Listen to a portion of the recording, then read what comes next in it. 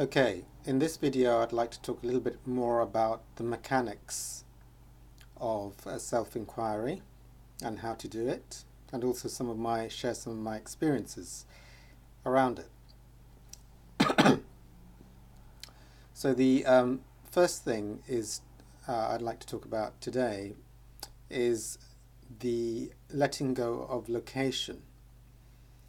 And often when you're allowing feelings to be present, they often seem to be experienced in the body in a certain location.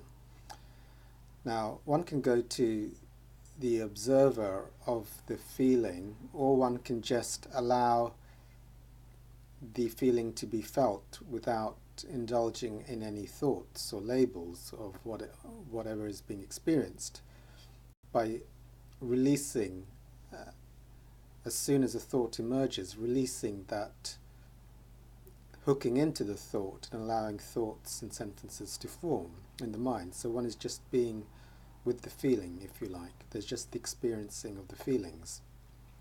Now, they'll often, in the beginning, when you first start self-inquiry, feel like they're in the body. And, for example, you may feel something like fear in the center of the stomach. Now, if fear is being experienced in the center of the stomach, one can go to the observer, but one can also do something else, which is another way of doing a self-inquiry, which is observing the location of the stomach. So let's say it's in the stomach area. Well, what's observing the location of the stomach?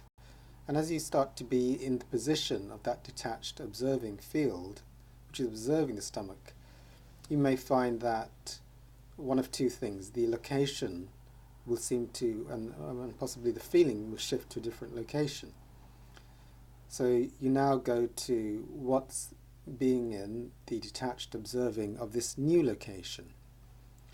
And then as you're in this new detached observing, it may shift location. The other thing that may happen is that as you go to the observer of the location, for example, if it's in the stomach, the observer of the location, it may not seem to be such a tight location. It may start to become more diffuse.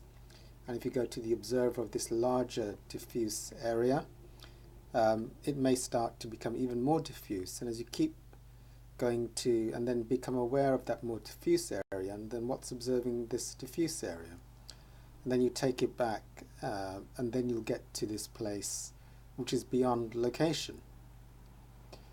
The metaphors that may be useful, but again, all of this is not intellectual, so it's not for us to be engaging the mental faculties, but this is more of an experiential discovery. But a metaphor would be, it's like seems to be a cloud in the middle of the sky, but then as you go to the observer of it, it might seem that now you're a different cloud in a different location. But as you go to the observer of that, eventually you find out, as there's no more deeper layers of observing to go, that you eventually realize that you are the sky. You have no limits, or you are the space in which all the clouds are, but your location is locationless. So that becomes an experience at a certain point. So that's how it can be done with self-inquiry, with location. Things like time. If there seems to be something subtly counting seconds or being aware of time in mind, then see if you can get a sense of what's going on unconsciously with this time tracking, and see if there's something here which is witnessing the time tracking. And as you go to that detached witnessing, which is not really interested in time, or which is the detached witnesser of something that seems to be counting time, and you keep taking it back, you'll eventually find that you go beyond time. You're in the experience of now beyond time. So that's so you can use time, you can use location, you can just just be the observer of feelings. Again, it's not going to be, if there's thinking going on, what's observing the thinking, which is not of thought. So some of my experiences I'll share some of my experiences of going through self-inquiry. In the early days, a lot of it, because the feelings were, when I was first starting my spiritual work, there were such heavy feelings like fear or pain or a constricted body feeling. It was just allowing these feelings to be, and then also doing so that they would eventually start to evaporate, and then going to the observer of them as you start to feel, just allow them to be felt. They become a bit loose, and sometimes it's easier then to go to the detached observer of what's left of the feeling. So both processes are used in conjunction, but even if there is very, very strong feelings,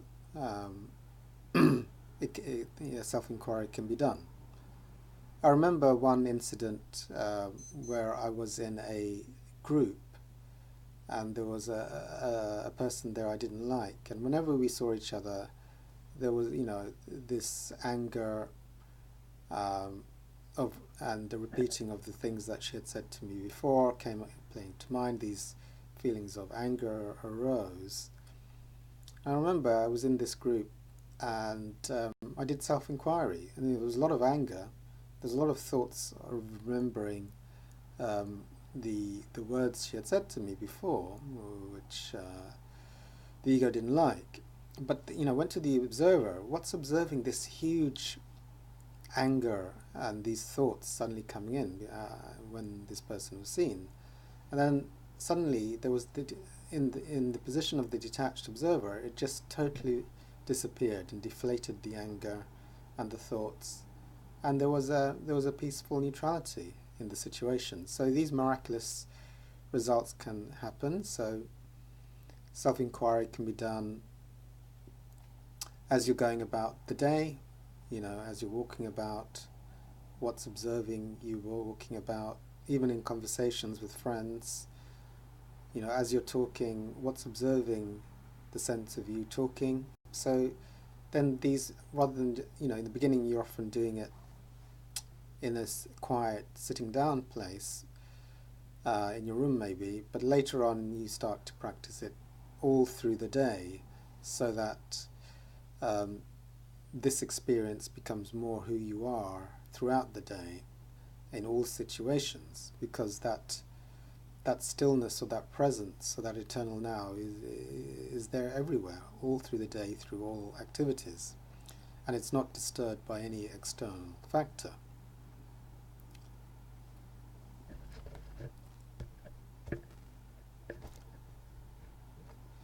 So those are some of the the blocks that you'll come. But wherever you go, like for example, if I get a sore throat, I'll just allow myself to experience that feeling, and then go to the witnessing of that feeling until it disappears. And then when it does disappear, actually the sore throat has disappeared. So I'll do things, or if I eventually get this sensation of feeling like there's some awareness of the body, I'll do the thing of, well, what's observing this location and this awareness of the body? And as I go into that position, then suddenly it's like I'm not located in the body. It's more like there's a sense of limitless presence. So these are the type of things that become more subtle as you go along on your journey. So I hope you found this video helpful.